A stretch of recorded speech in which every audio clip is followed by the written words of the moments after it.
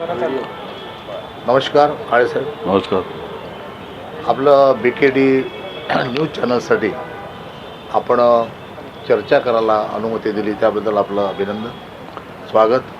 आणि आता ही जी आजचा हा 5वा दिवस आहे अधिवेशनाचा, नागपूर हिवाळी अधिवेशनामध्ये, आणि विशेषतः नागपूरचं अधिवेशन हे असं मानलं जाते की विदर्भातल्या प्रश्नांवरती अधिक चर्चा व्हावी आणि ते सोडवले जावे यासाठी हे अधिवेशन आहे. आज 5 दिवस झाले, तर तुम्हाला या अधिवेशनामध्ये विदर्भाच्या मुद्द्यावर काही चर्चा झाली का?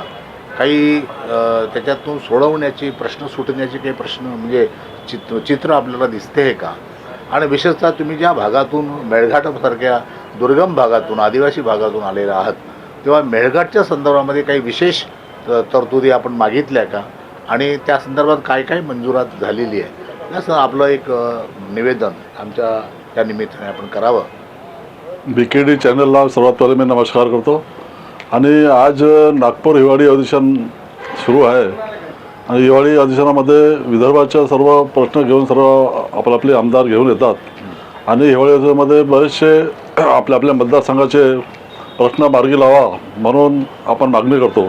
मी मेळघाट मतदारसंघाच्या, आदिवासी मतदारसंघाचे आमदार आहो आणि आज 5वा दिवस आहे आणि 5व्या दिवसामध्ये मी मेळघाट मतदारसंघाच्या अनेक समस्या मंत्रालयाच्या समोर, त्यांच्या समोर मांडल्या, विधानभवनात मांडल्या. आज विशेषतः आरोग्य विषयाच्या संदर्भामध्ये, रोडच्या संदर्भामध्ये, विजेच्या संदर्भामध्ये, असे दळणवळणाच्या संदर्भामध्ये बरेचसे, आणि कुपोषित या संदर्भामध्ये मी बरेचसे प्रश्न तिथं उपस्थित केलेला आहे. आणि या संदर्भामध्ये सर्व मंत्री महोदयांनी मला समाधानकारक उत्तर दिलेलं आहे.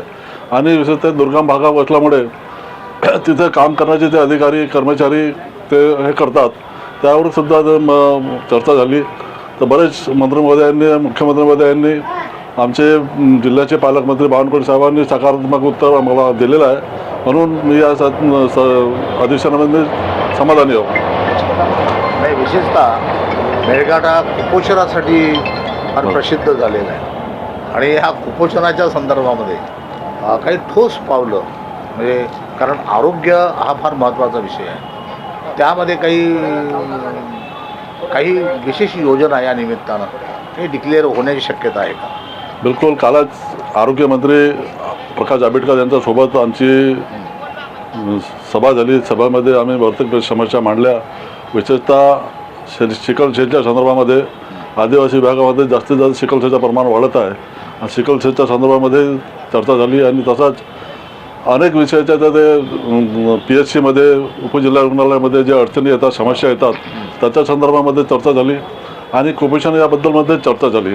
तर त्याच्यातमध्ये त्यांनी विशेष मुख्यमंत्र्यांशी बोलून ते उपाययोजना कसं करतील आणि आम्हाला आदिवासी भागामध्ये विशेषतः मदत करायला ते तयार आहेत.